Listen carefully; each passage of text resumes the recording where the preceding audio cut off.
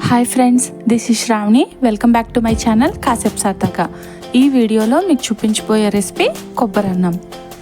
ఏ కర్రీలోకైనా పర్ఫెక్ట్గా సెట్ అయ్యే కొబ్బరి అన్నాన్ని ఎలా తయారు చేసుకోవాలో తెలుసుకోవాలంటే స్కిప్ చేయకుండా కంప్లీట్గా ఈ వీడియోని చూడండి. నా ఛానల్ని సబ్స్క్రైబ్ చేసుకోవడం మాత్రం మర్చిపోకండి. ఈ రెసిపీని చాలా ఈజీగా కుక్కర్లో ఎలా చేసుకోవాలో చూపిస్తాను. ముందుగా కుక్కర్ని పెట్టుకొని అందులో ఆయిల్ని వేసుకోవాలి. ఆయిల్ కొంచెం వేడెక్కిన తర్వాత అందులో 3 to 4 స్పూన్స్ వరకు గీని కూడా వేసుకోవాలి. టేస్ట్ చాలా బాగుంటుంది ఇలా మిక్స్ చేసుకోవటం వల్ల. గీ కూడా కరిగిన తర్వాత ఇందులో 2-3 బిర్యానీ ఆకులు, 2-3 దాల్చిన చెక్క, 2 యాలకులు, మరాఠీ మొగ్గ, షాజీరా 1 స్పూన్, లవంగాలు 7, అనాస పువ్వు, జాజికాయ 1/2 ముక్క, 3-4 ఎండుమిర్చి, 5-6 పచ్చిమిర్చి. ఇందులో కారం అసలు వేయకూడదు, అందుకని మీ టేస్ట్కి సరిపోయేలాగా ఎండుమిర్చిని కానీ పచ్చిమిర్చిని కానీ స్పైసీనెస్కి సెట్ అయ్యేలా మీరు యాడ్ చేసుకోండి. ఇప్పుడు వీటిని బాగా మిక్స్ చేసుకుని ఇవి కొంచెం ఫ్రై అయిన తర్వాత ఇందులో కట్ చేసి పెట్టుకున్న ఆనియన్స్ని వేసేసుకోవాలి. బాగా మిక్స్ చేసుకుంటూ ఫ్రై చేసుకోవాలి.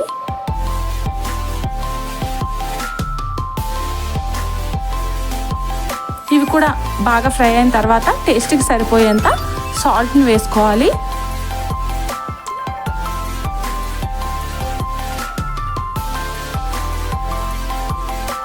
ఇప్పుడు ఇందులో అల్లం వెల్లుల్లి పేస్ట్ 1 స్పూన్ సరిపోతుంది. పచ్చివాసన పోయేంత వరకు కూడా అల్లం వెల్లుల్లి పేస్ట్ను కూడా కొంచెం సేపు ఫ్రై చేసుకోవాలి.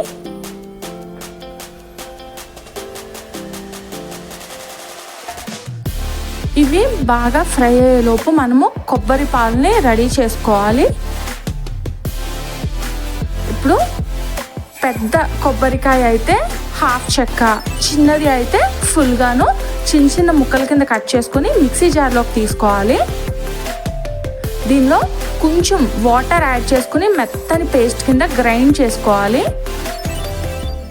ఇప్పుడు ఒక బౌల్ తీసుకుని అందులో స్టెయినర్ పెట్టుకుని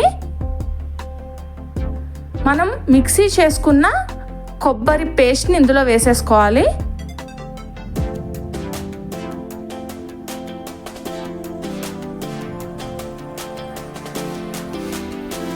దీన్ని ప్రెస్ చేసుకుంటూ ఇలా గరిటెతో ఇలా చేయటం వల్ల పాలు కిందకి బౌల్లోకి వచ్చేస్తాయి.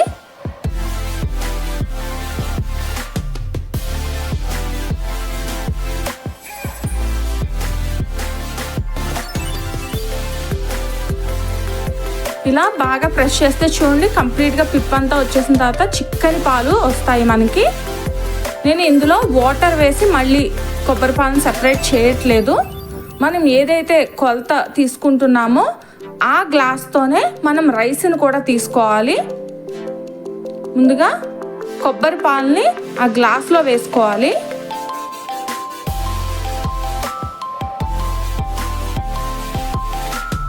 ఇప్పుడు ఈ పాలని ఆల్రెడీ ఫ్రై చేసుకున్న ఆనియన్స్, అల్లం వెల్లుల్లి పేస్ట్ మసాలాల్లో వేసేసుకోవాలి. కౌంట్ చేసుకుంటూ వేసుకోవాలి.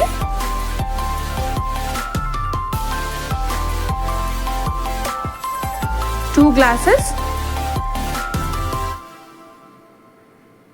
మనకి కొబ్బరి పాలు 2.5 గ్లాస్ వచ్చాయి. 2.5 గ్లాస్ వేసుకున్నాను. 1.5 గ్లాసు వాటర్ని యాడ్ చేసుకోవాలి.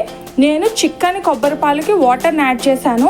మీరు ఒకసారి మొత్తం అంతా కూడా స్ట్రైనర్తో కొబ్బరి పాలను సెపరేట్ చేసుకున్న తర్వాత మళ్ళీ ఆ పిప్పిలో వాటర్ని యాడ్ చేసుకుని మళ్ళీ అలానే సేమ్ స్ట్రైనర్తో సెపరేట్ చేసుకోవచ్చు కొబ్బరి పాలని. అలా కనుక చేసుకుంటే ఇప్పుడు ఇలా వాటర్ని యాడ్ చేయక్కర్లేదు. ఇప్పుడు మొత్తం టోటల్ 5 గ్లాసెస్ కొబ్బరి పాలకి నేను 2.5 గ్లాస్ రైస్ని యాడ్ చేస్తున్నాను.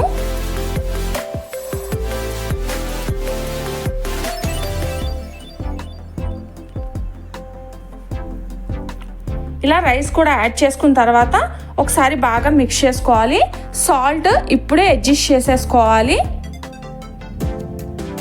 కుక్కర్కి మూత పెట్టేసి 2 విజిల్స్ వచ్చేంత వరకు కూడా మీడియం ఫ్లేమ్లో కుక్ చేసుకోవాలి. అంతే అండి. 2 విజిల్స్ వచ్చిన తర్వాత కంప్లీట్గా ప్రెషర్ అంతా పోయిన తర్వాత కనుక కుక్కర్ మూత తీస్తే మనకి కోకోనట్ రైస్ చాలా బాగా కుక్ అవుతుంది. చాలా టేస్టీగా ఉంటుంది, కమ్మగా. ఇది మనకి ఏ కర్రీలో అన్న ఎస్పెషల్లీ చికెన్ ఆర్ మటన్ గ్రేవీకి అయితే చాలా బాగా సెట్ అవుతుంది. మీరు కూడా డెఫినెట్గా ట్రై చేయండి. మీకు ఎలా వచ్చింది అని నా కామెంట్లో చెప్పండి. ఈ వీడియో మీకు నచ్చుతుందని అనుకుంటున్నాను. మీకు కనుక ఈ రెసిపీ నచ్చినట్లయితే నా ఛానల్ని సబ్స్క్రైబ్ చేసుకోండి. అలాగే ఈ వీడియోకి ఒక లైక్ కొట్టి షేర్ చేయడం మాత్రం మర్చిపోకండి.